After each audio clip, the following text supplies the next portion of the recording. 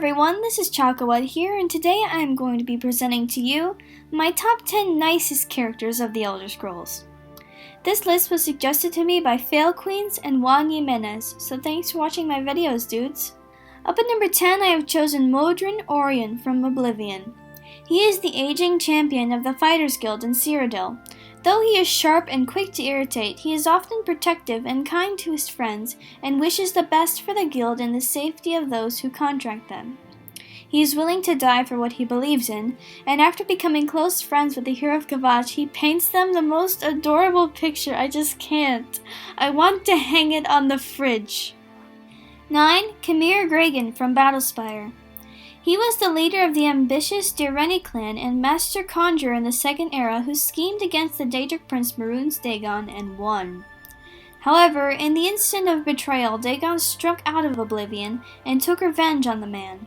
In his pact, Cmere assured that he would live forever in his town surrounded by the happy sounds of his fellow countrymen. In a clever rampage, Dagon picked up Cmere's town and cast it into oblivion, killing everyone in the town except him. The noises of the happy countrymen lived on in his head.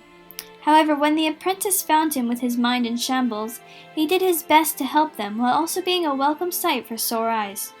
He is also known to have a son, curiously, as the apprentice's story was relayed to the narrator of the intro of the game by him.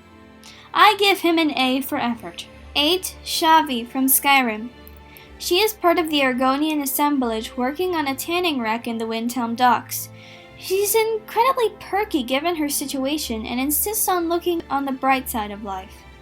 Never showing spite towards others, if one returns her treasured amulet of Zenithar to her, she reveals that she is a former thief who's given up a life of crime. She is also a marriage candidate. 7. Danika Purespring, also from Skyrim.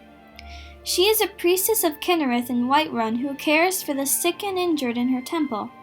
She is a very peaceful person with a true connection to the gods who disagrees with the need for wars and hates how so many people have gotten hurt because of them. 6. Martin Septim from Oblivion. He was the illegitimate son of Uriel Septim VII and was the last emperor of the Septim dynasty raised by Joffrey.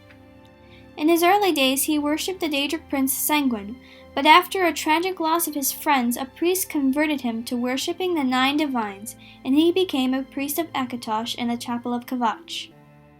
He was a very compassionate and humble person who even as emperor insisted everyone be treated equally until he sacrificed his own life for the glory and safety of Cyrodiil. 5. Rhea Silmain from Arena. She was the apprentice to the battle mage Gira Tharn in the Third Era. However, she was destroyed by Tharn while trying to warn the Elder Council of his treachery. Being a very powerful sorceress, she was able to avoid going to the afterlife and made contact with the Eternal Champion within their cell in the Imperial dungeons. She told the champion of Tharn's betrayal and helped them escape, then contacted them through dreams, acting as a guardian angel throughout their adventure. 4. Gentleman Jim Stacy from Morrowind. He is the master thief of the Thieves Guild in Morrowind, and somewhat of a Robin Hood figure as well. Reviving the Baal Molag Mer, he set out to fight injustice in Vardenfell, making him and the rest of the Thieves Guild a target for the corrupt master of the Fighters Guild. He values talent, dedication, and despises the Kimono tongue. 3. Emperor Uriel Septim VII, from all of the games placed in the Third Era. One of the most influential figures in the Elder Scrolls series, he was the 21st ruler of Tamriel who sought to unite the provinces in harmony. He was cast into oblivion by his battle mage Jagar Tharn and lived there for 10 years until he was rescued by the Eternal Champion. He also sent the agent to Daggerfall and the Nerevarine to Morrowind. In the beginning of Oblivion, he frees the hero of ChakaWhat from prison, insisting to the guarding blades that they need to be trusted. After his assassination, Boris explained to the hero that the dragon blood flowed through his veins, and he saw more than just lesser men. 2. Paarthurnax from Skyrim.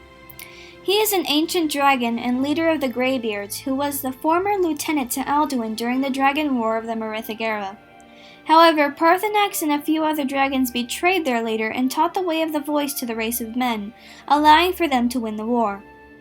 Afraid to revert to his old ways, the dragon then found seclusion at the peak of the throat of the world and meditated for thousands of years.